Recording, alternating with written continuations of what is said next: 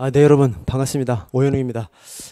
오늘 특강을 하나 해달라고 그러셔가지고 특강을 뭘로 이렇게 드릴까 하다가 제가 이제 전에 그 암기 문구는 좀 정리를 해서 제 카페에다 좀 올려드렸거든요. 저 수업 시간에도 좀 나눠드리고, 그래서 그 암기 문구 안에 암기 문구가 있고요. 또 좀 중요한 숫자 같은 걸, 중요한 숫자 사항을 거기다 넣어놨습니다. 플러스해서 위원회 사항도 조금 정리를 해서 올려놨습니다. 그러면 이제 있는 것이 이 할 수 있다 하야 한다거든요. 할 수 있다 하야 한다가 다른 것이 아니라 법령입니다. 우리가 할 수 있다를 하야 한다라고 틀리게 만들든지 하야 한다를 할 수 있다로 틀리게 만드는 것은 법령 규칙에 규정돼 있을 때 그걸 시험 문제로 만들 수 있는 것이기 때문에 이 할 수 있다 하야 한다 특강은 법령 특강이다 이렇게 보시면 되겠습니다. 그래서 이거를 그 암기 문구 자료가 있지 않습니까? 그거를 보시는 분들은 이 막판에, 사실 이제 막판에는 문제집 위주로 좀 공부를 해 나가는 경향이 많거든요. 그러니까 이제 문제집 위주로 해 나가시면서 그 암기 문구하고 이 자료를 좀 함께 보시면 좋겠다. 그런데 이게 좀 많아. 이거 만들다가 전 그냥 법령 규칙이니까 뭐 컨트롤 C, 컨트롤 F, 컨트롤 C, F, 컨트롤 C, 컨트롤 V 이것만 하면 될 줄 알고 했는데 시간이 좀 많이 걸려서 그리고 좀 분량이 좀 많아요. 그래서 제 생각에는 이게 분량이 많습니다만 경찰학 전체를 놓고 따지면 엄청 적은 거죠. 그래서 이걸 어떻게 활용하셔야 되냐면 암기 문구랑 함께 보시라. 근데 이거를 보일 때 이거를 통으로도 한번 보시고, 그 다음에 제가 오늘 저쪽에다 좀 연필을 좀 갖다 놨습니다.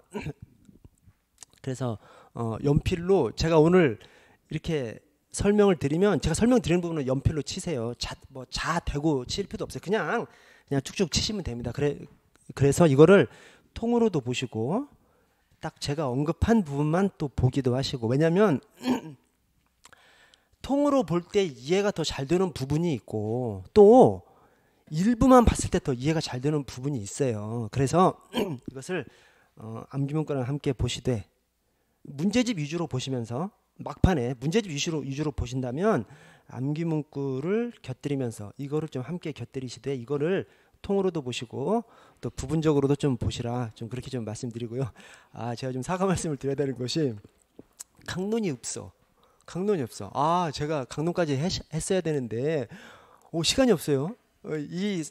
그렇다고 해서 날짜를 또 미룰 수도 없지 않습니까? 저도 스케줄이 있고 여러분들도 공부 스케줄이 있으시기 때문에, 그래서 어느 순간 잘라버렸어요. 에이씨, 총론만 해. 근데 또 그것이 크게 어폐가 없는 것이 총론이 압도적인 비율로 나오기 때문에 큰 어폐는 없다고 생각합니다.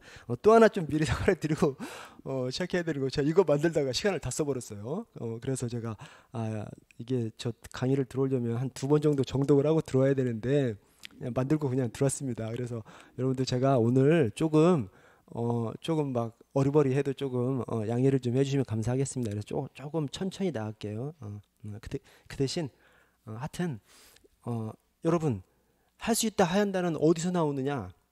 어디에서든 나올 수 있어요. 왜냐하면 교수들이 들어가기 때문에 그렇습니다. 우리 수험생 출신 분들이 들어가면 우리가 주로 공부했던 곳에서 할 수 있다 하야 한다 내죠. 근데 교수님들은 공부를 하셨던 분들이 아니기 때문에 그냥 특정 부분 딱 끄집어내가지고 그냥 법령 규칙 그냥 내버립니다. 그래서 어디서 나올지 몰라요. 그래서 하여튼 보실 때 큰 중요한 거, 큰 줄거리로 보시되 대신 자잘한 것들도 조금 다 가급적 같은 시험 보기 전까지 최대한 숙지하시면 좋기는 좋은 겁니다. 그래서 하여튼 중요한 거 먼저 좀 습득하시면서 나머지 것들도 하시는데, 제가 오늘 드리는 그 말씀이 있어요. 제가 오늘 말씀을 드리면 그런 것들을 머릿속에 좀 적고 머릿속에 캐치하셔서 이게 그냥 할 수 있다 하야 한다가 안 되거든. 여러분, 할 수 있다 하야 한다, 제가 왜 오늘 설명을 드리는지 아세요? 일정한 법칙이 있습니다. 그러나 그 법칙이 또 완벽하지 않아. 왜냐? 법 만드는 사람들이 각각 만들어 보기 때문에, 그래서 우리는 그 일정한 법칙, 모든 것에 적용되지는 않지만 대부분에 좀 적용되는 것들, 그런 것들을 좀 캐치해서 그런 것들 위주로 숙지를 하시면서 나머지 것들의 영역을 좀 넓히셔야 됩니다. 그래서 제가 조금 어리버리하게 불러드려도 거기에서 요점을 좀 잘 체크하셔서 좀 적기도 하시고 그렇게 좀 하시기 바라겠습니다. 자, 그러면 들어가 보도록 하겠습니다. 맨 먼저 뭐 그냥 뭐 별것도 아닌데 이거 뭐 국회법 법원조직법을 제가 넣어놨습니다. 그렇게 넣어놓은 것이 자, 국회법 144조 경위와 경찰관. 이 경위는 이제 국회 경찰. 우리 그냥 경찰 일반 경찰이 아니라 국회 경찰. 저 국회 경비를 경위라고 부릅니다. 그래서 우리 경찰 경위가 아니라 국회 경위인데 자, 경위와 경찰관 2항의 둘째 줄에 자, 의장은 국회 운영위원회 동의를 받아서 경찰 공무원의 파견을 요구할 수 있습니다. 요구해야 한다가 아니라 요구할 수 있다죠. 그리고 저 아래 법원조직법을 보시면 또 재판장은 개정 전후에 상관없이 경찰 공무원의 파견을 요구할 수 있습니다. 요구할 수 있어요. 이것을 요구해야 한다라고 이제 틀린 것이죠. 근데 사실은 당연한 것이죠. 여러분, 요청이 있고 요구가 있어요. 요청은 뭐고 요구는 뭐죠? 요청은 부탁하는 것이고, 우리 딱 그냥 얼핏 생각해봐도 요청은 부탁하는 것이고 요구는 시키는 거죠. 나한테 훨씬 더 큰 권한이 있는 것이죠. 그래서 요구는 의무가 아닌 것이죠. 그래서 요구는 거의 다 할 수 있다예요. 그래서 우리 그냥 딱 읽어봐도 그냥 우리 매칭이 요구할 수 있지 뭐 당연히 갑니다. 근데 요구가 다 할 수 있다냐? 그렇지 않아요, 여러분. 자, 여러분 그 징계 등 의결 요구가 있어요. 징계 등 의결 요구 거기다 적어 주십시오. 징계 등 의결 요구는 의결 요구 해야 한답니다. 왜 그런지 아세요? 기관장이 얘 봐주려고 짬시키지 못하도록 징계 사유가 있으면 징계 등 의결을 요구해야 한답니다. 똑같은 요구지만 해야 한다가 있어요. 그래서 요구해야 한다. 그리고 징계 등도 그렇습니다만 징계 부과금 부과도 마찬가지고요. 그러지 뭐 징계나 저 징계가 금전 관련된 것과 관련된 징계 사유면 징계 부과금 부과 의결을 요구해야 한답니다. 똑같아요. 그리고 재징계 의결 요구. 재징계 의결 요구도 의결 요구니까. 왜냐면 재징계 의결 요구가 뭐냐면 우리 저 소청심사위원회나 법원에서 이 징계를 취소하면 그 취소하는 이유가 대부분 해임을 취소하면 얘 하나도 잘못 안 했어. 그것이 아니라 해임이 너무 강하기 때문에 취소하는 것이죠. 그러면 다시 재징계를 해야 됩니다. 그 재징계 의결 요구도 역시 요구해야 한답니다. 그래서 징계 등 의결 요구 관련해서 요구해야 한다고요. 그 다음에 청탁금지법에서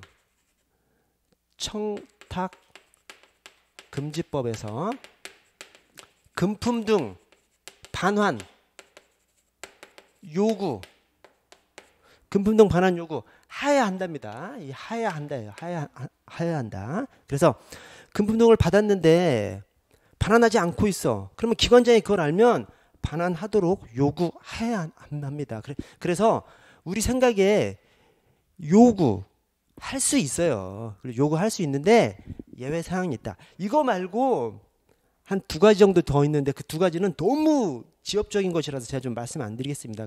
그래서 이 요구가 하여야 한다는 뭐 이 정도 있다라고 생각하시고 나머지는 요구라는 것은 요구자의 권한으로서 하는 거기 때문에 의무가 아니라 권한이니까 요청보다 훨씬 더 강한 것이 요구지 않습니까? 그래서 요구할 수 있다. 자, 그 2번 경찰의 기본 이념을 보시면 자, 먼저 법치주의. 이제 헌법 조항인데요. 자, 국민의 모든 자유와 권리는 그 밑에 제한할 수 있어요. 이게 뼈대입니다. 이게 국민의 모든 자유 권리는 제한할 수 있어요. 대신 필요한 경우에 한해서 법률로서 제한할 수 있고 그 끝에 본질적인 내용을 침해할 수 없습니다. 그래서 국민의 모든 자유 권리는 제한할 수 있어요. 자, 그 밑에 인권 존중주의를 보시면 인권 존중주의 우리 저 국자법이 공식 명칭은 국가경찰과 자치경찰의 조직 및 운영에 관한 법률 공식 약칭은 경찰법이죠. 이 경찰법이 우리의 조직법이죠. 조직법이라는 것이 뭐냐면 그 조직의 구성의 뼈대, 즉 기관의 뼈대 플러스 임무를 규정한 것이 조직법입니다. 그런데 우리 국자법에서는 인권 존중주의를 1조에다 규정하고 있지 않아요. 인권 존중은 경직법에서 1조에 규정하고 있습니다. 왜냐하면 인권을 침해하는 행위가 집행작용에서 일어나잖아요. 경찰 작용에 있어서 일어나는 것이지 그렇지 않습니까? 그래서 우리 작용법, 경직법, 작용법은 1조에서 저 불가침의 기본적인 인권을 보호하고 라는 것을 규정하고 있고, 대신 조직법에서는 조직법 1조에서는 민주성, 효율성을 규정하고 있어요. 왜냐?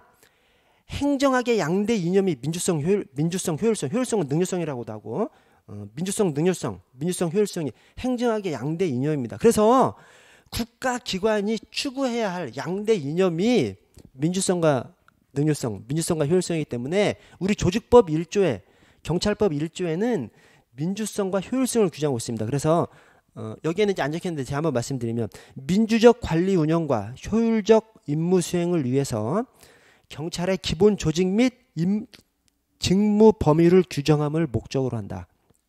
그래서 민주성, 효율성, 우리 기관을 규정하고 임무를 규정하고, 이것이 우리 조직법이고요.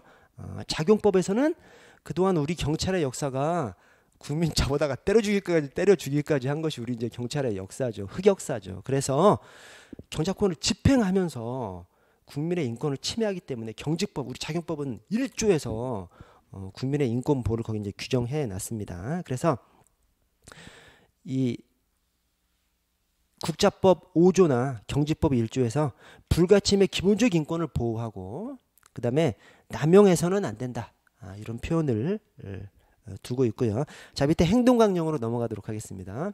행동강령. 자, 행동강령 제가 옆에다가 상관의 지시에 대해선 임의규정, 청렴에 대해선 강행규정, 제가 이렇게 좀 표현을 해놨습니다. 이게 이제 뭔 말이냐면, 상관의 지시에 대해서는 다 재량적 규정 할 수 있다로 해놨습니다. 왜 그럴까요? 복종의 의무 때문에 그렇습니다. 상관의 직무상 명령에 대해서 복종해야 한다, 가행규정으로 복종하라고 해놓은 다음에 또 어느 구석에서는 복종하지 말아야 한다라고 하면 이게 바로 그냥 어긋나 버리잖아요. 그래서 복종 의무에서는 직무상 명령에 복종해야 된다. 그 복종 의무 때문에 상관의 지시에 대해서는 경찰학 전체에서 다 임의규정으로 따르지 아니할 수 있다.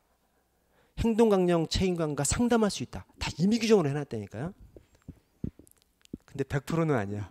100%는 아니고, 어디에서 그것이 예외가 있냐면 경찰관 인권행동강령에서 예외가 있습니다. 그래서 제가 경찰관 인권행동강령을 삐꾸강령이라고 제가 부릅니다. 왜냐하면 누구는 뭐 몰라서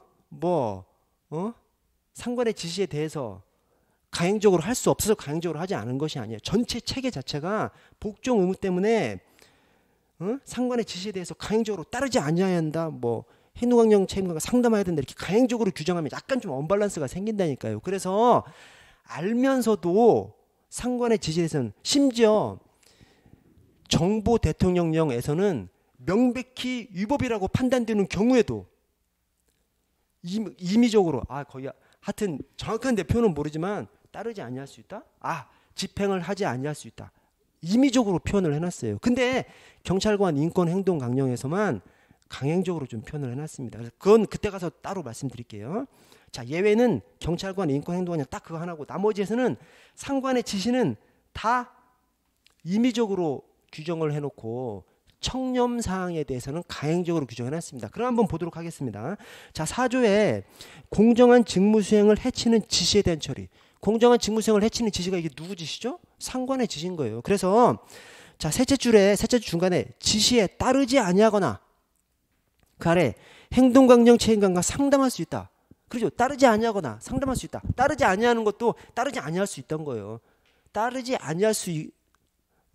아니하거나 행동강령 책임관과 상담할 수 있다. 그러니까 따르지 아니할 수 있고 상담할 수 있는 겁니다. 자, 2항을 보시면 대신 거기서 한 걸음 더 나아가면 강행 규정이 또 나오죠. 그래서 지시가 반복될 때에는 그때는 이제 상담해야 한다고요.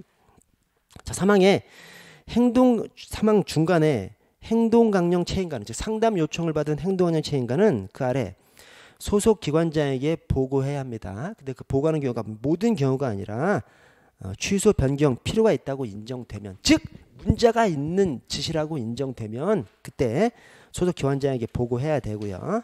자, 다음 페이지. 첫 줄에 상급자가 스스로 그 지시를 취소하거나 변경했을 때에는 보고하지 아니할 수 있습니다. 그래서 이 행동학적 책임관의 행위가 어떻게 지금 나오냐면 문제가 있어.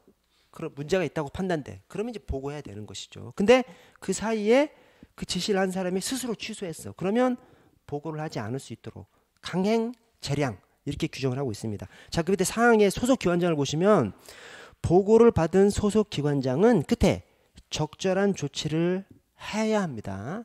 강행 규정이죠. 적절한 조치를 해야 되지만 적절한 조치에 세부적인 사항은 안 나와 있죠. 그냥 뜬구름잡기 그냥 추상적으로 적절한 조치를 해야 한다.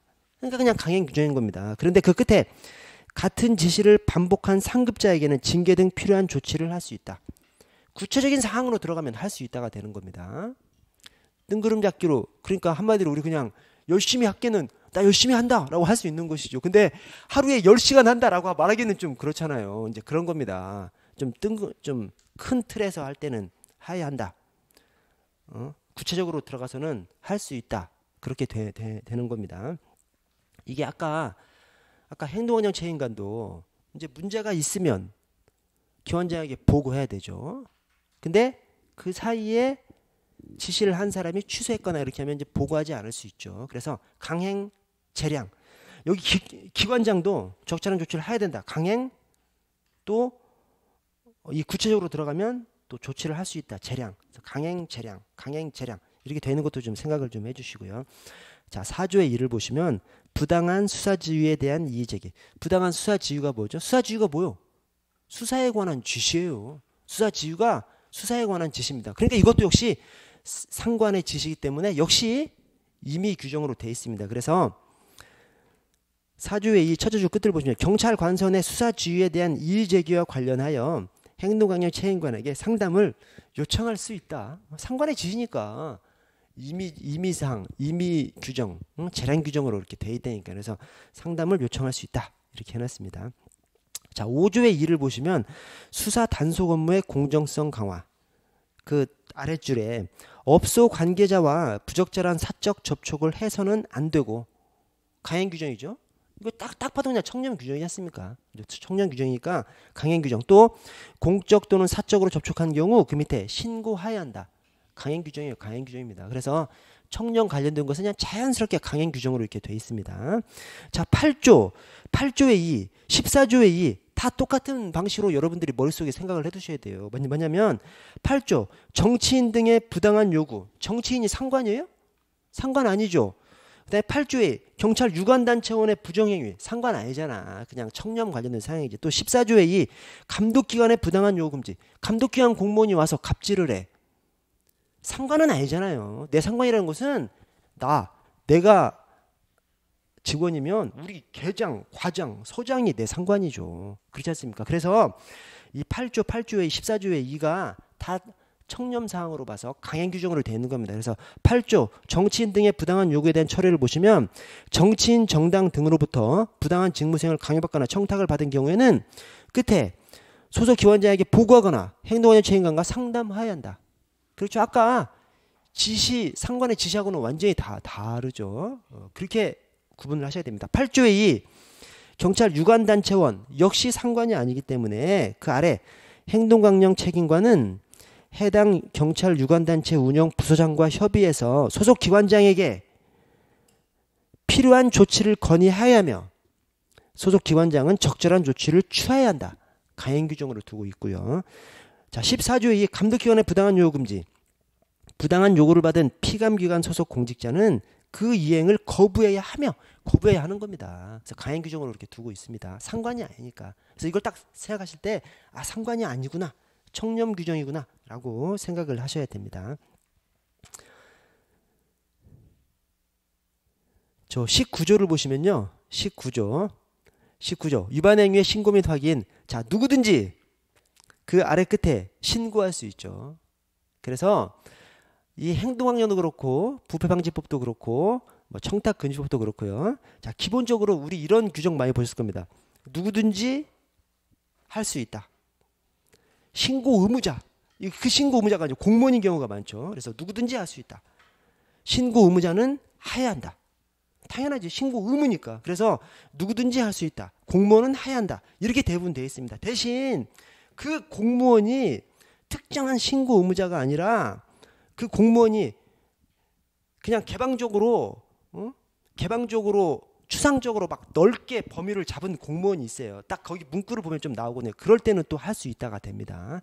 그래서 기본적으로 누구든지 할 수 있다. 공무원은 신고해야 한다. 이지만 그 공무원이 추상적으로 그냥 누구든지 할 수 있다는 것과 유사한 의미로 쓰일 때가 있어요. 그때는 그것도 역시 할 수 있다가 됩니다. 그래서 그렇게 생각해 주시고 거기 2항을 보시면 저 중간에 위반행위 2항 신고하는 자는 중간에 위반행위 신고서에 본인과 위반자의 인적사항과 위반 내용을 구체적으로 제시해야 된다. 즉 자기 이름 까고 뭐 증거가 있으면 증거 갖춰서 하라는 겁니다. 신고하라는 거예요? 말라는 거예요? 애매해요. 애매하지만 요건을 강화시켜 놨습니다. 이것이 우리 부패 등 신고 관련해서 행동강령, 청탁금지법, 부패방지법 다 똑같습니다. 자기 내 인적사항 까고 증거 갖춰서 신고하라고 그렇게 돼 있습니다. 그래서 위반행위 신고서에 본인과 위반자 인적사항과 위반 내용을 구체적으로 제시해야 한다. 이것이 여러 가지 법령에서 딱 이런 식으로 문구는 똑같지 않지만 다 똑같은 취지로 이름 까고 예. 자, 청탁금지법으로 넘어갈게요. 청탁금지법. 자, 7조 보겠습니다. 7조. 부정청탁의 신고 및 처리. 둘째 줄에 거절하는 의사를 명확히 표시해야 됩니다. 청렴사항이니까 강행적으로 필요한 것이고요. 그리고 그 아래 중간에 동일한 부정청탁을 다시 받은 경우에는 아래 신고해야 합니다. 그래서 뭐 하여튼 다 강행 규정입니다. 강행 규정이고요. 자, 오른쪽으로 넘어가시면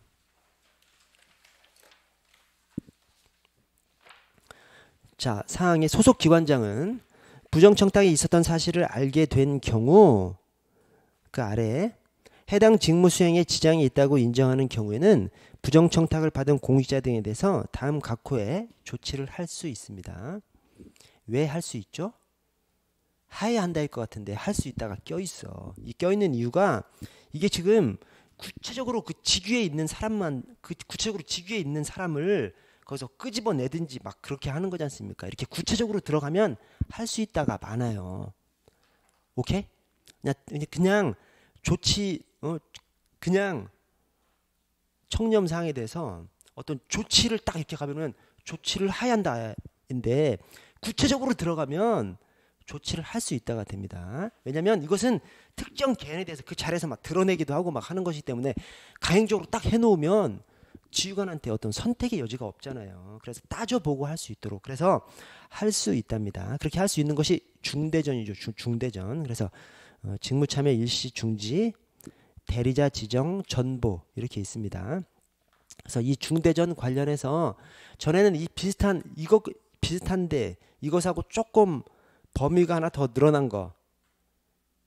그래서 전에는 이제 여기는 중대전이고 저쪽에서는 대전 제1이 행동강령에 있었어요. 비슷한 것이. 근데 지금 그것이 법령 개정으로 삭제가 돼버렸습니다. 그러니까 중대전만 남은 것이죠. 그래서 이 중대전 안에 다른 것들을 껴서 넣어서 이제 문제를 만들 수 있습니다. 옛날에는 이제 행동강령에도 있고 여기도 있고 두 가지가 달라버리니까 헷갈리니까 또 좀 너무하다라고 생각할 수 있습니다만 이제는 딱 이것만 있기 때문에 중대전 말고 이 할 수 있는 조치 가운데 다른 사항을 넣을 수가 있기 때문에 중대전이라고 좀 생각도 좀 해 주시고요.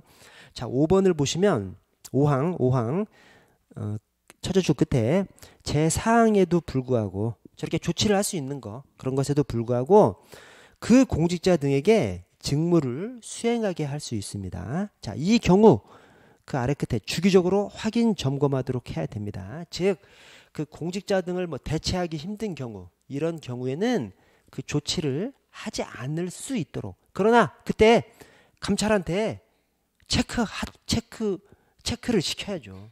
제대로 하고 있는지 이상한 짓을 하고 있는지. 그래서 그대로 직무를 수행하게 할 수 있고 대신 주기적으로 확인 점검하도록 해야 합니다. 이것은 강행입니다. 그 자리에 그대로 놔둘 수 있지만 체킹하는 것은 반드시 강행적으로 체킹을 해야 되는 것이죠. 자, 9조 13조가 아까 제가 말씀드린 자, 13조 누구든지 신고할 수 있다. 9조 공직자 등은 신고해야 한다. 대부분 좀 이런 식으로 되어 있습니다. 자, 14조 신고의 처리. 중간에 조사기관은 그 아래 신고를 받거나 중간에 이첩받은 경우에는 필요한 조사, 감사 또는 수사를 해야 합니다.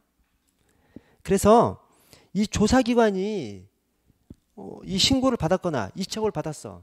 근데 이 조사, 감사, 수사를 하지 않아. 그럼 자기들이 그냥 짬시켜버리는 거지 않습니까? 그렇게 하지 못하도록 가행적으로 조사, 감사, 수사를 해야 한다. 가행적으로 해놨습니다. 자, 그 밑에 2항에 국민권익위가 신고를 받은 경우에는 그 아래 조사기관에 이첩하고 신고자에게 통보해야 됩니다. 자, 이때 조사기관에 이첩하고 중간에 말이 끊어져서 그렇습니다만 이첩할 수 있어요. 이첩해야 돼요. 이첩해야 된다니까요. 그래서 국민권익위도 지들 맘대로 짬시키지 못하고 어떤 그 대통령령으로 정하는 바에 따라서 즉 조사가 필요하면 이첩을 해야 하는 것이죠. 그렇게 해서 이첩을 받은 조사기관도 그렇게 이첩을 받았건 자기들이 직접 신고를 받았건 조사를 해야 하는 것이죠. 그래서 이 청렴 부패 관련된 그런 사항에 대해서 국민권익위나 또는 조사기관에서 지들 맘대로 그냥 짬시키지 못하도록 강행적으로 조사해야 한다, 이첩해야 한다 이런 식으로 표현을 해놓은 겁니다. 아래 8조를 볼게요. 8조. 이 8조가 금품 등 수수 금지 이제 그 내용인데 이게 제가 그 밑에다가 국가공무원법 청렴의 의무까지 이제 함께 넣어놨습니다. 이게 내용은 조금 다르지만 형식은 완전히 똑같아요. 그래서 그 형식을 여러분 머릿속에 숙지해 놓으면 안 까먹습니다.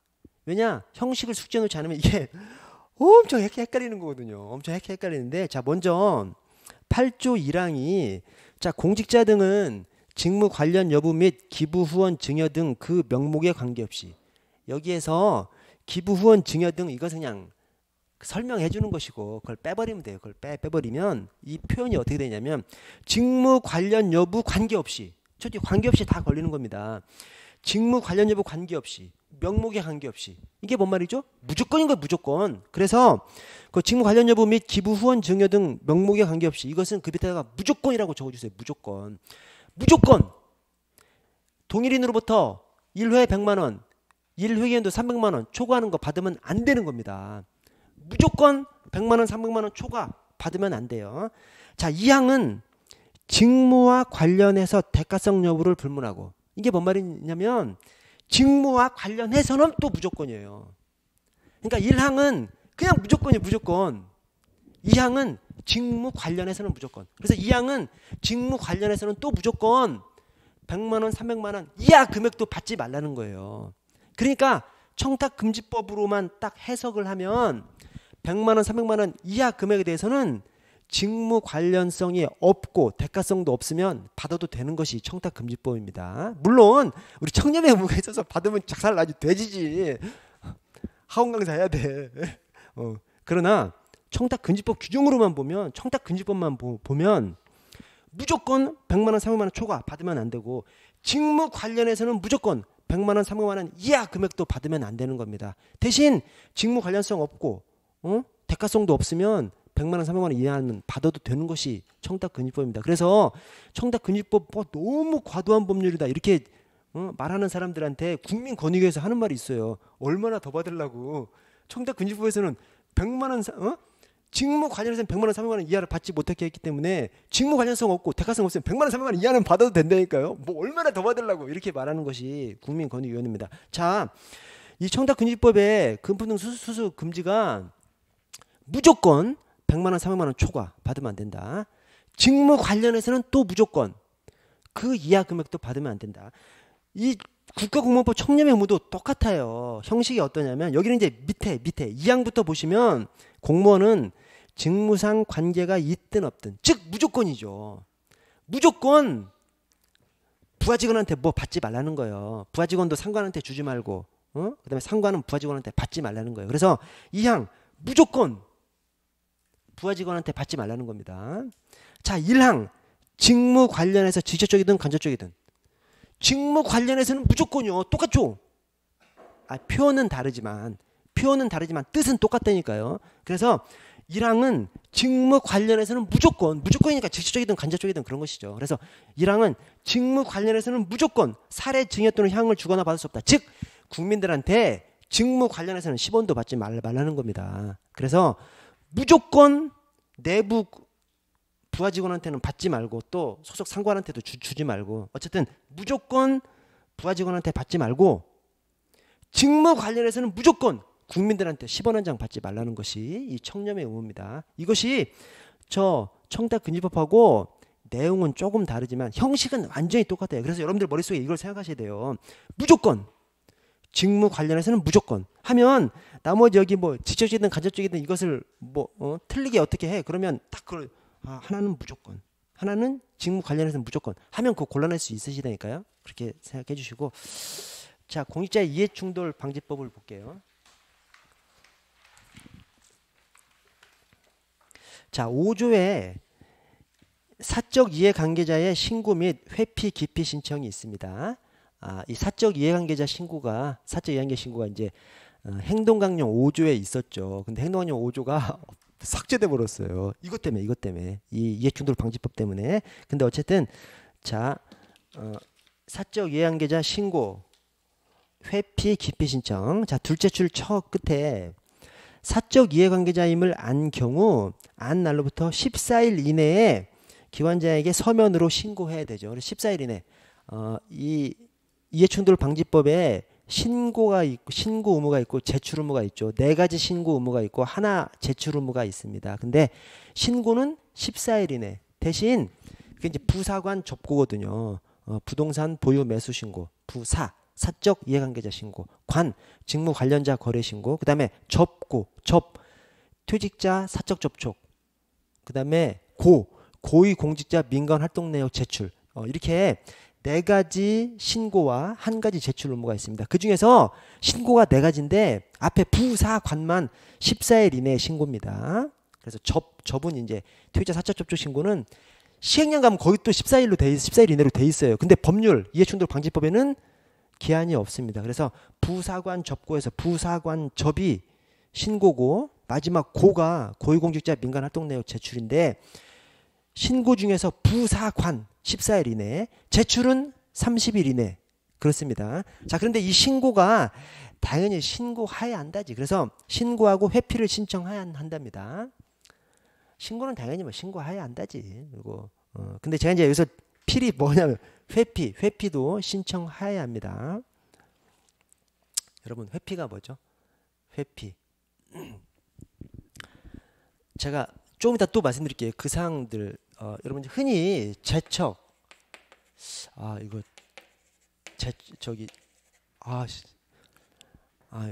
죄송합니다. 제가 지금 막 잘 읽어보지 않고 들어오니까 떠오르지 않는 것이 아니라 시간을 잡아먹을 것 같아서 이따 설명드려야 되는데 이게 여러분 제척은 당연 제척이에요. 그리고 기피는 상대방 국민입니다. 국민. 대신 징계위원회나 감찰이나 이런 데서는 국민이 아니라 징계 대상자, 감찰 대상자죠. 이 회피는 주관자, 우리 공무원. 그래서 원칙적으로 제척은 당연히 제척된답니다. 기피는 상대방 국민, 또 감찰이나 뭐 징계에 있어서는 그 대상자, 피해자 이런 사람들이에요. 그래서 기피는 기피 신청할 수 있다예요. 회피는 이 담당하는 공무원이에요. 그래서 저는 그냥 여기 기피는 고소인, 기억이니까 기피는 고소인, 회피는 형사. 형사가 불공정하게 불공정 우려되는 사항이 있어. 회피해야지, 의무로서. 그죠? 그걸 붙잡고 있으면 이상한 새끼지. 그죠? 그래서 제척은 제척된다. 기피는 기피 신청을 할 수 있다. 회피는 회피해야 한다. 이게 좀 기본입니다. 그래서 여기 이 신고해야 한다. 회피를 신청해야 한다. 이것이 가행적으로 되어 있는 것이 청렴사항이기 때문에 가행적이고 또 하나 회피의 성격상으로도 가행적으로 되어 있는 거예요. 그래서 그렇게 생각해 주시고 자 21조 위법한 직무 처리에 대한 조치. 자 셋째 줄 그 해당 공직자에게 위반 사실을 즉시 시정할 것을 명하고 계속 불이행할 경우 해당 공직자의 직무를 중지하거나 취소하는 등 필요한 조치를 하여야 한다. 가행적으로 좀 돼 있고요. 자, 부당이득의 환수하여야 한다. 뭐 당연하겠죠. 당연히 환수하여야 한다. 자, 징계 처분을 하여야 한다. 여러분, 이 징계 처분을 하여야 한다. 뭐 당연한 것 같지. 딱 시험장에서 징계 처분을 할 수 있다. 완전 멘붕까지는 아니지만 쉽지 않아요. 그거 고르는 거 쉽지 않습니다. 그런데 이 징계 처분은요, 이걸 생각하시면 됩니다. 아까 우리 요구라는 것이 다 요구할 수 있다잖아요. 그렇죠? 요구할 수 있답니다. 의무가 아니라 요구할 수 있는 것이지. 대부분 그렇게 돼 있어. 근데 징계 의결을 요구해야 한대요. 왜냐면 기관장이 봐주지 못해. 옛날에 막 봐주고 막 그러니까 봐줌을 당하지 않은 사람, 안 봐주고 징계 당한 사람 얼마나 열받겠어. 그렇죠. 그래서 이제는 그냥 징계 등 의결을 징계 사유가 있다고 인정되면 징계 등 의결을 요구해야 한답니다. 징계 등 의결을 요구하면 징계하는 거지. 연관돼 있습니다. 다. 그래서 징계 처분을 할 수 있다가 아니라 해야 한다. 가행적으로 되어 있다는 거. 이것을 징계 등 의결을 요구해야 한다. 그러나 연결시켜서 생각을 해 주십시오. 자, 적행정 볼게요. 적행정. 이 적행정이 여러분들 생각에 그냥 좀 뜬구름이죠.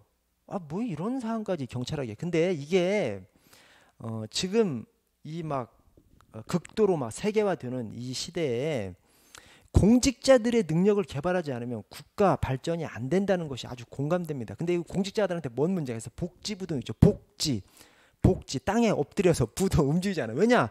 신분 보장을 해주니까 특별하게 나쁜 짓만 하지 않으면 안 잘리니까 그냥 월급 따먹게 하는 것이죠. 그래서 그 사람들의 그 복지부동을 깨고 적극적으로 일하게 만들지 않으면 국가 발전이 없다는 거예요. 그래서 각종 법령에 적극행정 조항이 막 들어오고 있다니까요. 막 들어와. 그래서 이 적극행정이 앞으로 중요해질 거다라고 생각합니다. 근데 이 적극행정을 볼 때 자 먼저 적행정의 정의를 먼저 아셔야 됩니다. 그 정의가 여러분 거기 두 번째 박스에 2번 적행정위원회 있지 않습니까? 거기 국가공무원법이 있죠. 국가공무원법 첫째 줄 첫 가운데로 보시면 국가공무원법에도 정의가 돼 있어. 그러나 국가공무원법에서는 정의를 정확하게 정해 놓지 않고 이렇게 괄호 안에다 정의를 해놨어요. 그래서 괄호 안에 공무원이 불합리한 규제 개선 등 공공의 이익을 위해 업무를 적극적으로 처리하는 적극적으로 처리하는 행위가 그냥 적극적이에요. 그러니까 별 정의가 없어. 근데 다시 위쪽 박스로 오시면 대통령령인 적행정 운영 규정하고 경찰청 훈령인 경찰청 적행정 면책제도 운영 규정, 즉 경찰청이 들어가 있는 것이 훈령이겠죠. 그렇죠? 경찰청이 들어가 있는 것이 훈령이고 적행정 운영 규정은 모든 우리 기관 다 적용되는 것이기 때문에 그것이 이제 대통령령이죠. 근데 여기서는 딱 적극행정이란 해서 제대로 된 정의 규정을 두고 있어요. 근데 그 정의가 서로 달라. 그러니까 시험에 나올 거예요, 이게. 그래서 적행정 운영 규정에서는 창의성, 전문성. 그다음에 훈령에서는 성실하고 능동적으로. 그래서 창정 성능 이렇게 좀 숙지를 해 주고 계십시오. 숙지를 해 주시고 대통령령하고 훈령하고 이렇게 있다. 거기까지 좀 숙지를 해 주셔야 됩니다. 자, 그리고 두 번째 박스로 가시면 적행정위원회가 나오는데 자, 국가공무원법 50조의 2항을 보시면 저 끝에 적극행정위원회를 설치 운영할 수 있습니다. 근데 그 하단에 대통령 적극행정 운영 규정에서는 그때 적극행정위원회를 둔답니다. 짜증나시죠? 짜증나요. 그러나 여러분 법령의 체계가 주로 이렇게 돼 있어요. 상위 법령에서 할 수 있다라고 해놓은 것을 하위 법령에서 더 구체화시켜서 하야 한다. 이것은 가능해. 왜냐? 상위 법령에서 할 수 있다라고 해놓은 것은 하고 싶은 거예요. 하고 싶은데 좀 큰 틀에서 할 수 있다라고 해놨어요. 그러면 하위 법령에서 그걸 구체화시킨 다음에 해야 한다. 이렇게 할 수 있는 거. 그 반대는 안 됩니다. 그 반대는 없어요. 그 반대처럼 보이는 경우가 있어. 그러나 그것은 다른 의미가 있어. 그런 의미가 아니야. 할 수 있다는 의미가 아니에요. 어떤 조건을 지어준 거야. 그래서 기본적으로 상위 법령에서 할 수 있다. 그것을 구체화시켜서 하위 법령에서 하야 한다. 이것이 맞습니다. 이것이 법령의 차이. 이게 경찰공무원법 유임 규정에서도 그렇고 여기저기서 우리 경찰 안에서 여기저기서 나와요. 그래서 적극행정 관련해서도 적극행정위원회를 둘 수 있다가 국가공무원법이고 적극행정위원회를 둔다, 설치 운영한다, 이것이 대통령령입니다. 그렇게 구분해 주십시오. 그래서 국가공무원법 적극행정위원회를 설치 운영할 수 있다, 적극행정 운영이 대통령령에서 둔다, 가행적으로 이렇게 됐다는, 이것도 구분해 주십시오. 그래서 적극행정에서는 가장 중요한 것이 첫 번째 정의규정 창전 성능, 두 번째 적극행정위원회를 국가공무원법에서는 설치 운영할 수 있다, 대통령령에서는 둔다, 가행적으로 둔 거, 이거 구분해 주시고, 마지막으로 저 3번의 징계 면제를 보시면 국가공무원법에서도 둘째 줄 고의 또는 중대한 과실이 없다고 인정되는 경우, 고의 과실이 아니죠. 고의 과실이 없어야 징계를 면제한다고 하면 징계 면제 안 해준다는 말이랑 똑같죠. 고의 중과실이 없다는 것은 경과실은 있는 거죠. 경과실은 있어도 봐주겠다는 것이죠. 그래서 고의 중과실입니다. 고의 과실이 아니라. 그때 징계 또는 징계 부과금 부과 의결을 하지 아니할 수 있다가 아니라 하지 아니한다예요. 그 밑에 징계령 시행규칙에서도 끝에 고의 중과실이 없으면 징계 의결 등을 하지 아니한답니다. 그래서 이 적행정의 가장 중요한 세 번째 항목이 하여튼 징계 면책, 징계 면제는 징계를 하지 아니한다, 강행 규정입니다. 왜 그런지 아세요? 적극행정의 핵심이거든. 이게 공무원들이 왜 복지부동해? 징계 먹을까봐 복지부동 하는 거예요. 나 그냥 칭찬 안 받고 대신 욕은 안 먹고 살겠다는 거예요. 복지부동 하고 있는 것이죠. 거기에 대해서 징계를 하지 아니한다, 이렇게 못 박은 거, 이것이 이 적극행정의 가장 중요한 것이거든요. 징계를 하지 아니할 수 있다. 기존하고 똑같아. 그러면 복지부동에서 안 일어나.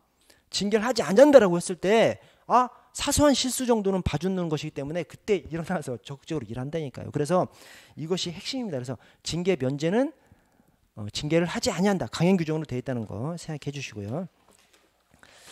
자, 오른쪽 볼게요. 자, 행정안전부령으로 이 소속청장 지휘에 관한 규칙. 자, 먼저 여기에 할 수 있다 해야 한다는 아니지만 이 승인사항, 그 다음에 보고사항, 승인사항하고 보고가 있는데, 보고가 하나는 미리 보고고 하나는 보고입니다. 그래서 우리 승인하면 다른 표현 없이 그냥 승인하면 사전 승인입니다. 다른 표현 없이 보고하면 사후 보고예요. 그러나 그 보고를 미리 보고하라고 할 수도 있는 것이죠. 그래서 미리 보고하라고 하면 미리 보고만 하면 돼. 그러나 승인은 사전에 이 얘기를 해서 승인 허락을 받아야 할 수 있는 것이죠. 그렇게 다른 것인데 어쨌든 승인이 있고 미리 보고가 있고 보고가 있어요. 그거를 좀 이렇게 숙지 좀 해 주십시오. 그래서 승기국제, 승인을 따서 승기국제, 기본계획, 그 다음에 국제가 들어가면 이제 승인사인 것이죠. 그러나 미리 회의 출장 또는 미리 회출, 이렇게 해서 미리 보고사항에 회의 출장이 있습니다. 근데 국제란 말이 들어가도 회의란 말이 들어가면 미리 보고사항입니다. 위에 이제 국제가 있지만 아래 저 2항의 2호 국제회의가 있잖아요. 그래서 국제가 있어도 회의가 들어가면 미리 회출, 여기에 들어갑니다. 미리 회의 출장 여기에 들어갑니다. 그래서 승인사항, 미리 보고사항, 보고사항, 이렇게 세 가지 좀 구별해 주시고, 할 수 있다 해야 한다는 여러분 5조 정책협의회를 보시면요. 자, 장관은 그때 청장과 정책협의회를 개최할 수 있다. 왜 개최해야 한다가 아니죠? 개최할 수 있답니다. 왜 개최해야 한다가 아니고 개최할 수 있다는 줄 아세요? 저기 정책협의회에 개최할 게 없어. 왜냐? 여러분, 치안에 관한 중앙행정기관이 누구죠? 경찰청장이에요. 우리 예를 들어서 임용권 관련해서 장관이 일부 개입하지만 치안에 관해서는 경찰청장이 중앙행정관청, 중앙행정기관이라니까요. 행안부 장관 소속 사무 안에 치안 관련된 게 아예 없어요. 그러면 왜 행안부 장관 소속으로 경찰청장을 넣어놨어? 청은 다 부 안에 들어가 있어요. 왜냐? 청을 부 안에다 안 넣어놓으면 업무를 하면서 불령을 못 만들거든. 청장이 불령을 못 만들잖아요. 청령이라는 것은 없거든. 그래서 우리 업무를 하다 보면 불령을 만들어야 되는데 불령을 만들기 위해서 부 안으로 넣어놓았을 뿐입니다. 치안에 관한 사무는 완전히 우리가 경찰청장이 독립적으로 독자적으로 치안에 관한 중앙행정기관, 중앙행정관청이 경찰청장에 협의할 일이 뭐가 있어. 그래서 이것을 청장과 장관이 청장과 정책협의를 개최해야 한다라고 얘기하는 순간 불능이야, 불능. 개최할 일이 없다니까. 치안에 관한 사람은 우리가 그냥 다 하는 거예요, 그냥. 그래서 이 새끼들이 이상한 짓 해놓은 거, 이상한 짓. 그나마 이거를 개최해야 한다라고 하는 순간 자기 발목 자기가 잡으니까 그냥 개최할 수 있다, 이렇게 그냥 해놓은 겁니다. 그렇게 생각해 주십시오. 자, 아래 국자법을 보시면, 자, 국자법, 자, 2조에 국가와 지방자치단체의 책무. 여러분, 이게 자치경찰제 도입됐다고 하는 자치경찰제 도입 규정입니다. 이게 2조가. 자, 그래서 국가와 지방자치단체는 그때 공공의 안녕과 질서 유지. 공공의 안녕과 질서 유지가 이게 경찰 아니에요. 그래서 공공의 안녕과 질서 유지에 필요한 시책을 수립 시행해야 한다. 강행 규정입니다. 이게 시험장에서 지문에 수립 시행할 수 있다. 아, 그럴듯해. 구분하기 진짜 어려워. 그러나 잘 생각해 보시면 여기 핵심이 뭐예요? 국가와 지방자치단체인데 핵심은 지방자치단체지. 원래 우리 국가경찰이었어. 근데 국가경찰 플러스 자치경찰 이렇게 된 거지 않습니까? 자, 자치단체한테 수립 시행해야 한다. 의무를 지우니까 자치경찰제 도입을 된 것이지. 이것을 수립 시행할 수 있다라고 하면 자치경찰제 도입된 것이 아니죠. 그래서 이게 수립 시행해야 된다. 즉 자치단체한테 수립 시행할 의무를 부여했기 때문에 자치경찰제 도입된 겁니다. 그래서 이 2조가 자치경찰제 도입 규정이라니까요. 자치경찰제 도입 규정이 자치단체한테 이 시책 수립 시행해야 된다. 의무를 지었기 때문에 자치경찰제 도입됐던 것이라고 말하는 겁니다. 그래서 이게 당연히 강행 규정이 되는 것이 맞습니다. 자, 6조 직무 수행을 보시면 6조 2항에 경찰 공무원은 구체적 사건 수사와 관련된 지휘 감독. 이 사건 수사와 관련된 지휘 감독이 뭐죠? 수사에 관한 지시예요, 이게. 아까 수사 지휘나 똑같은 말입니다. 그래서 그 적법성 또는 정당성에 대해서 이견이 있을 때에는 이의를 제기할 수 있다. 상관의 지시에 대해서는 임의 규정. 오케이? 상관의 지시에 대해서는 복종 의무하고 딱 부딪히지 않게 하려고 임의 규정으로 두고 있다니까요. 그래서 이의를 제기할 수 있다. 이게 경찰학 전반에서 이렇게 돼 있어요. 경찰학 전반에서. 자, 10조 국가경찰위원회 심의 의결. 자, 2항을 보시면 행정안전부 장관은 심의 의결된 내용이 적정하지 아니하다고 판단할 때에는 제의를 요구할 수 있습니다. 제의를 요구할 수 있어요. 그래서 이것이 여기도 그렇고 저 시도자경위 제의 의결 요구는 이제 시도지사가 하죠. 거의 이제 우리 저 국경위의 행안부 장관 같은 존재가 시도자경위에서는 시도지사죠. 그래서 그때도 역시 시도지사가 제의를 요구할 수 있습니다. 그리고 하나 더 보시는 김에 거기 그 앞에 요건이 적정하지 아니하다고 판단할 때에는이에요. 시도자경위원회도 똑같아요. 그래서 이게 위법이 아닙니다. 위법이. 그래서 할 수 있다는 거예요. 할 수 있다. 물론 시도자경위원회도 똑같이 되어 있고 역시 제의 요구를 할 수 있다고 또 시도지사가 제의 요구를 하지 않아. 그때 법령 위반 등 이런 사항이 있으면 행안부 장관과 경찰청장이 시도지사한테 제의를 요구하게 할 수 있죠. 그것도 또 할 수 있다예요. 할 수 있다는데 어쨌든 제의 요구는 할 수 있답니다. 이게 제의 요구를 하는 순간 이 굉장한 이 조직들 간 굉장한 어떤 긴장 관계가 형성되잖아요. 그래서 무조건 제의 요구를 해야 한다가 아니라 할 수 있다라고 해놓고 기본적인 제의 요구 사유가 적정하지 아니하다고 판단할 때는입니다. 위법이 아니에요. 위법. 저는 이거 언젠가는 시험에 나올 거라고 생각합니다. 위법 사유가 아닙니다. 그 위법 사유는 저 시도자경위에 있어서 장관이 제의 요구를 하지 않을 때 그때 이제 위법 등 이런 사유가 있으면 행안부 장관이나 경찰청장이 시도지사에게 제의 요구를 하게 할 수 있죠. 그때 이제 위법 등이 나옵니다. 그런데 어쨌든 기본적인 제의 요구 사유는 위법이 아니에요. 적정하지 아니하다고 판단할 때에는, 즉 상당히 포괄적으로 이렇게 해놨습니다. 자, 아래 그 국가경찰위원회 규정 대통령령으로 가보시면, 자, 정기회의는 소집한다. 오케이? 정기회의는 소집한다. 자, 다음에 임시회의는 소집할 수 있어요. 그렇지. 정기회의는 해야 하는 것이고 임시회의는 할 수 있는 것이고, 그래서 정기회의는 소집한다. 임시회의는 소집할 수 있다. 이게 시도자경위도 똑같습니다. 자, 9조 의견 청취를 보시면 중간에 필요한 경우에는 관계 공무원 또는 관계 전문가의 출석 발언이나 자료의 제출을 요구할 수 있습니다. 근데 그 요구를 받는 사람이 경찰 공무원이면 그 2항의 첫 중간에 경찰 공무원에게 필요한 사항의 보고를 요구할 수 있고 경찰 공무원은 성실히 이게 응해야 하죠. 그래서 요구할 수 있고 대신 경찰 공무원은 응해야 하죠. 응해야죠. 강행적으로. 자, 11조 운영 세칙 끝에 위원회 의결을 거쳐서 위원장이 정합니다. 이게 이제 대통령령 경찰위원회 규정이에요. 국가경찰위원회 규정. 우리 이제 국가경찰위원회를 생각하실 때 위원장이 허수아비죠. 위원장이 호선하지 않습니까? 호선. 위원장 호선하는 사항이 이제 호선 중국인 추에서 국이 이제 국경이죠.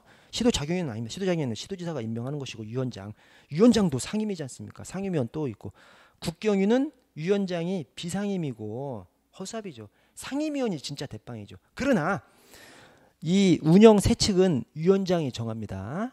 위원장이 정해요. 좀 이런 거 잘 알고 계셔야 돼요. 우리 머릿속에 위원장 허수아비라고 생각하고 있기 때문에 이런 것은 일부러 생각하지 않으면 시험장에서 틀리죠. 그래서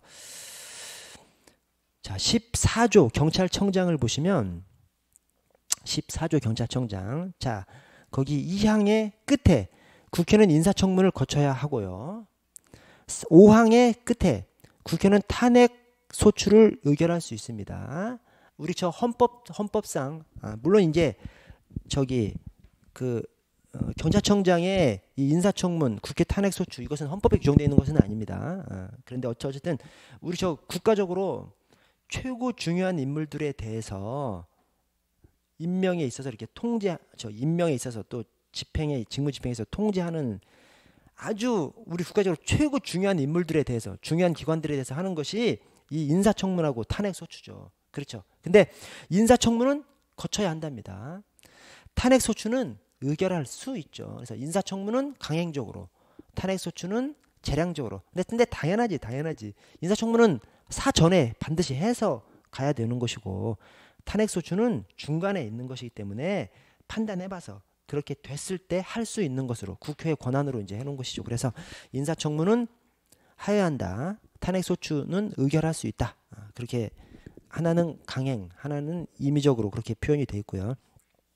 자, 25조 시도자경위도 역시 시도지사는 국경위에서 장관의 역할을 시도자경위에서는 시도지사가 하죠. 딱 이제 그런 존재입니다. 그래서 시도지사는 시도자경위 의결이 적정하지 않냐고 판단할 때는 똑같아요. 표현이. 아까 저기는 뭐 적절인가, 하여튼 뭐 적정 다 똑같습니다. 그래서 제의를 요구할 수 있습니다. 그래서 이 제의 요구 사유가 위법이 아닙니다. 그래서 폭넓게 해놨습니다. 자, 그런데 사항에 위원회 의결이 법령에 위반되거나 이게 위법이죠. 법령에 위반되거나 공익을 현저히 해친다고 판단되면 행안부 장관은 또 그 밑에 경찰청장은 시도지사에게 제의를 요구하게 할 수 있습니다. 그래서 시도지사가 제의 의결을 요구하는 사유는 폭넓게 규정되어 있지만 장관이나 청장이 시도지사한테 제의를 요구하게 할 수 있는 그 사유는 법령 위반 등 위법 등 이렇게 훨씬 축소되어 있는 것도 볼 수 있습니다. 그리고 제의 요구는 제의 요구건 그 다음에 시도지사한테 제의를 요구하게 할 수 있는 것이건 둘 다 그냥 다 할 수 있습니다. 할 수 있습니다. 자, 26조 시도자경위도 역시 1항에 정기적으로 개최해야 된다. 즉 정기회의는 개최해야 한다. 그 다음에 그 첫 끝에 임시회의는 개최할 수 있다. 정기회의는 개최해야 한다. 아까 저 국경회에서는 정기회의는 소집한다. 임시회의는 소집할 수 있다. 이렇게 돼 있지 않습니까? 어쨌든 국경이건 시도자경이건 정기회의는 개최한다. 임시회의는 개최할 수 있다. 그렇게 필요적, 재량적으로 구분해서 그렇게 표현하고 있고요. 자, 27조 사무기구 끝에 1항 끝에 사무기구를 둔답니다. 둘 수 있다 하면 틀린 조문이죠. 사무기구를 둔다.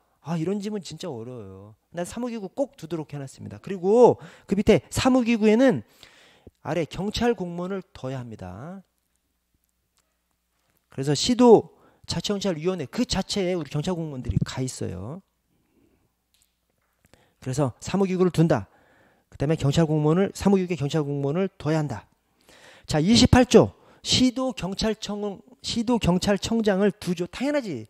청장 안 두면 안 되잖아요. 그래서 시도경찰청장 당연히 둔다죠. 둔다. 근데 그 밑에 차장은 둘 수 있다예요.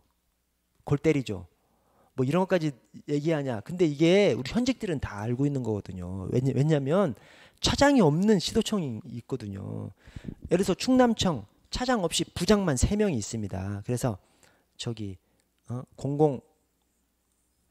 공공안녕부, 수사부, 자치경찰부 이렇게 해서 부장 3명이 하는 곳은 차장을 안 두거든요. 그래서 차장을 둔다라고 하면 불능조항이 돼버리는 거예요. 그래서 경찰청 차장은 둔답니다. 경찰청 차장은 반드시 차장이 있는 것이죠. 시도청은 차장 없이 부장 체제로 돌아가는 곳이 있어요. 그래서 청장 둔다. 경찰청 차장 둔다. 시도청 차장은 둘 수 있답니다. 시도청에는 차장이 없는 곳이 있어서 이제 그런 거예요. 자, 30조 경찰서장 안에 자, 조금 주의해서 들어주십시오. 자, 거기 사망을 보시면 지구대 파출소를 두고 그 아래 출장소를 둘 수 있죠. 그런데 그 아래 박스에 우리 직제 대통령령을 보시면 지금 위쪽은 국자법, 경찰법 법률입니다. 근데 아래쪽은 대통령령에는 지구대 등 두째 줄에 경찰청장의 승인을 받아서 지구대 파출소를 둘 수 있고 그 밑에 출장소도 둘 수 있어요. 그러니까 법률에는 지구대 파출소를 둔답니다. 근데 직제 대통령령에는 지구대 파출소를 둘 수 있다예요. 제가 아까 말씀드렸죠. 법률에 할 수 있다. 하위 법령에 하해한다. 이게 맞는 체계라고. 그 반대는 없다라고. 반대네. 그 반대죠. 왜 이렇죠? 그 의미가 아니에요. 이게 어떤 의미냐면 법률에 있는 지구대 파출소를 둔다는 지구대 파출소는 반드시 있어야 하는 것이죠. 그런데 저 직제에서 지구대 파출소를 둘 수 있다는 지구대 파출소를 둘 때 승인을 받아서 둘 수 있다. 여기에 초점이 찍혀 있는 거예요. 그래서 이게 법률을 위반한 것이 아닙니다. 만약에 이게 청장이 승인을 받아 이런 상황이 아니고 그냥 법률에 둔다 또는 둬야 한다라고 했는데 하위 법령에서 둘 수 있다라고 하면 법률 위반이에요. 그러나 이것은 그런 의미가 아니라 승인을 받아서 할 수 있다라는 그런 의미입니다. 그러니까 이게 한국말이 오묘한 거지, 그렇죠? 한국말이 좀 오묘해. 그래서 여러분들 이해하기 어려우신. 제가 이제 이것을 왜 소개해 드리냐면 지금 제가 말씀드린 것을 다 숙지하시면 좋은 것이고, 그래서 법률에는 지구대 파출소는 둔다. 나머지는 둘 수 있다예요. 뭐 나머지 어쨌든 지구대 파출소는 둔다. 나머지는 둘 수 있답니다. 근데 직제 대통령령에서 승인을 받아 지파를 둘 수 있다 이렇게 표현이 있어요. 그래서 이 지파를 두고서 둔다라는 표현도 있고 승인을 받아서 둘 수 있다 이런 표현도 있다는 거. 그러니까 이제 어떤 것이 지금 직제 이것이 딱 나와버리면 저 지파는 둔다. 나머지는 둘 수 있다. 이렇게 그것만 생각하고 있으면 직제 이게 딱 나오면 맞는 지문 내는데 틀린 지문으로 내가 체크해 볼 수 있는 것이죠. 그래서 그렇게 하지 않으시도록 지파가 둔다도 있고 둘 수 있다도 있다. 대신 그 둘 수 있다는 승인을 받아야 한다는 그런 의미다. 이렇게 좀 생각을 좀 해주시고요. 자, 넘어가면 그래서 여기 그 경찰청 예규 조직운영규칙에서도 지역경찰관서를 설치한다. 지역경찰관서가 지구대 파출소만 지역경찰관서거든요. 나머지 출장소 치안센터는 지역경찰관서가 아닙니다. 그래서 여기도 역시 지역경찰관서를 설치한다. 그러니까 지역경찰관서, 지구대 파출소는 반드시 두는 것이죠. 다만 아까 승인을 받아 설치할 수 있다. 근데 그것은 뭐 둘 수 있고 둘 수 있기도 하고 둘 수 없기도 하고 그런 의미가 아니다. 승인을 받아야 한다는 그런 사전 승인을 받아야 한다는 이제 그런 내용이고요. 자, 아래 34조를 볼게요. 중간쯤에 34조. 자, 34조. 국가는 재정적 지원을 해야 한다. 자, 35조 예산을 보시면 2항에 시도지사는 재정적 지원 등을 할 수 있다. 이게 지금 자치경찰 사무 얘기하는 것이거든요. 아니, 자치경찰제가 도입이 됐는데 국가는 재정적 지원을 해야 하고 이 시도지사는 재정적 지원 등을 할 수 있어. 좀 언밸런스하죠. 언밸런스한데 왜 그러냐면 국가에서 일을 떠넘겼기 때문에 그런 겁니다. 일을 떠넘겼으면 지원해줘야지. 일을 떠넘김을 받았으면 그러면 재정적 지원을 할 수 있다는 거예요. 그러면 그래서 그렇게 기분을 해주십시오. 일을 떠넘김을 받았기 때문에 넘겨준 곳에서는 재형적 지원을 해야 하고 떠넘김을 받은 곳에서는 재형적 지원을 할 수 있고 그렇게 표현이 갑니다. 자, 그 아래에 이게 이제 긴급하고 중요한 사건인데 이게 뭐냐면 여러분 저기 이 자치경찰제가 이제 어떻게 도입이 됐냐면 자치경찰제가 자치경찰 3으로 도입이 됐습니다. 자치경찰제가 시행이 전면적으로 도입됐다라고 하는데 자치경찰 공무원은 없어요. 다 국가경찰 공무원이야. 대신 2006년도에 도입된 제주자치경찰은 자치경찰 공무원이죠. 지방공무원입니다. 거기는. 근데 지금 새롭게 도입된 이 자치경찰제는 자치경찰제가 도입이 됐는데 자치경찰 공무원은 없어요. 다 그냥 국가경찰 공무원입니다. 그럼 뭘 가지고 자치경찰제를 도입했다 그래? 경찰 사무를 국가경찰 사무와 자치경찰 사무로 나누는 거예요. 그걸 갖다가 자치경찰제가 도입됐다고 얘기합니다. 그래서 국가경찰 사무, 그 다음에 자치경찰 사무. 근데 국가경찰 사무 안에도 수사사무가 있고 자치경찰 사무 안에도 수사사무가 있어요. 그래서 지휘계통을 수사사무를 제외한 국가사무, 국가경찰 사무는 청장이 지휘 감독을 하고, 그 다음에 국가사무에 있는 수사사무, 자치경찰 사무 안에 있는 수사사무는 국수본장이 지휘 감독을 하고, 그 다음에 수사사무를 제외한 자치경찰 사무는 시도 자경위가 지휘 감독을 하게끔 해놨습니다. 즉 경찰청장은 수사사무하고 자치경찰 사무에는 관여를 못하도록 팔다리를 묶어 놓은 거예요. 예외적으로 여기를 관여할 수 있는 경우가 있어. 그것이 개별사건 수사 지휘를 할 수 있는 경우, 또 자치경찰에 대해서 지휘 명령을 할 수 있는 경우가 있어요. 그래서 그 예외적인 사유, 청장이 예외적으로 관여할 수 있는 그 사유가 이건 이제 긴중사라고 하죠. 긴급하고 중요한 사건인데 긴중사의 내용이 비재똥광입니다. 이게 이제 동원이라서 동원인데 그냥 하여튼 뭐 비재똥광. 그 다음에 여기가 비다지예요. 비다지. 그래서 이걸 딱 이 그림을 떠올리셔야 돼요. 국가사무, 국가경찰 사무, 자치경찰 사무가 있고 가운데 수사사무가 있는 것이죠. 그래서 청장은 국가경찰 사무, 수사사무를 제외한 국가경찰 사무만 지휘 감독할 수 있어요. 근데 예외적으로 수사사무에 대해서 비재똥광 사유에 대해서 긴중사, 긴급하고 중요한 사건에 대해서 개별사건 수사 지휘할 수 있는데 긴급하고 중요한 사건의 예시가 비재똥광입니다. 그리고 자치경찰 사무에 대해서도 관여할 수 없는데 예외적으로 자치경찰을 지휘 명령할 수 있는, 청장이 지휘 명령할 수 있는 경우가 비다지입니다. 거기를 제가 거기다 넣어놨습니다. 그래서 자, 먼저 긴급하고 중요한 사건이 비재똥광입니다. 그래서 수사, 개별 사건 수사에 대해서 국수본부장을 통해서만 지휘 감독할 수 있어요. 그 사항이 비재똥광이고요. 그다음에 그 아래 박스가 경찰청장이 자치경찰은 지휘 감독할 수 없는데 예외적으로 자치경찰을 지휘 명령할 수 있는 경우가 그것이 이제 비다지입니다. 비다지. 그래서 비상사태, 다음 페이지로 가보시면 다수 시도 동일 적용 치안정책 시행 필요, 마지막으로 지원 조정 필요 이렇게 있습니다. 여러분 죄송한데 앞 페이지로 다시 좀 넘어갈게요. 앞 페이지로 다시 넘어가 보시면 자, 이 비재똥광 이 사유가 있는데 이것은 이제 개별사건 수사 지휘죠. 예외적으로 개별사건 수사 지휘할 수 있는 거기 3조를 보시면 수사 지휘의 방식이 서면으로 지휘해야 합니다. 이 말이 기록을 남기라는 거예요. 원칙적으로 개별사건 수사 지휘할 수 없는데 예외적으로 지금 긴중사의 긴급하고 중요한 사건 그 내용이 이제 비재똥광이잖아요. 비재똥광에 대해서 예외적으로 하는 것이기 때문에 기록을 남기라는 겁니다. 그래서 서면으로 지휘해야 돼요. 그 아래 서면 지휘가 불가능하거나 형적이 곤란한 경우에는 서면 외 방식으로 지휘할 수 있지만 사후에 신속하게 서면으로 또 송부해야 됩니다. 그러니까 결국은 서면으로 하라는 것이죠. 기록을 남기라는 것이죠. 그래서 서면으로 지휘해야 한다. 이제 강행 규정이라는 거. 자, 자치경찰 지휘 명령할 수 있는 그 예외 사항이 비재똥광 비다지죠. 비다지인데 다음 페이지로 가보시면 자, 2항에 이렇게 지휘 명령을 할 때에는 저 굵은 글씨를 보시면 시도자치경찰위원회에 통보해야 됩니다. 그리고 그렇게 통보하면 3항에 시도자치경찰위원회는 정당한 사유가 없으면, 이 말이 거부할 정당한 사유가 없으면 그 말입니다. 그래서 이것을 한국말이 특이해요. 정당한 사유가 없으면이죠. 이것을 또 정당한 사유가 있으면도 말이 똑같이 돼. 그 대신 이제 정당한 사유가 있으면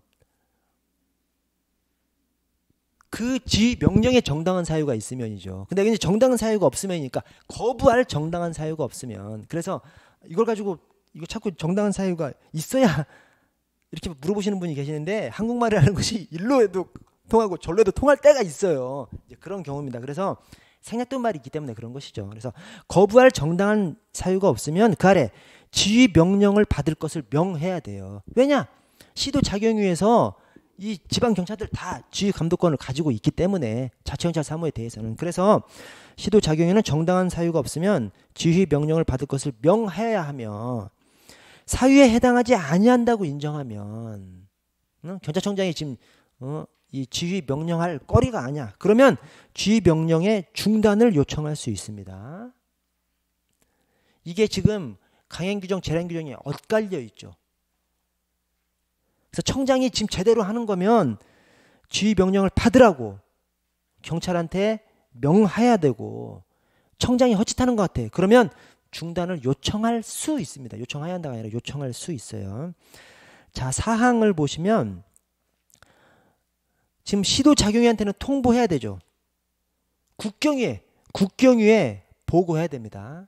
시도자경위에는 통보해야 되고 국경위에는 즉시 보고해야 됩니다. 자, 다만 3호의 경우에는 그러니까 비다지를 요구 계셔야 된다니까. 비다지 3호면 비다집을 세 번째 지지 않습니까? 지. 그래서 지원 조정 그런 사항이죠.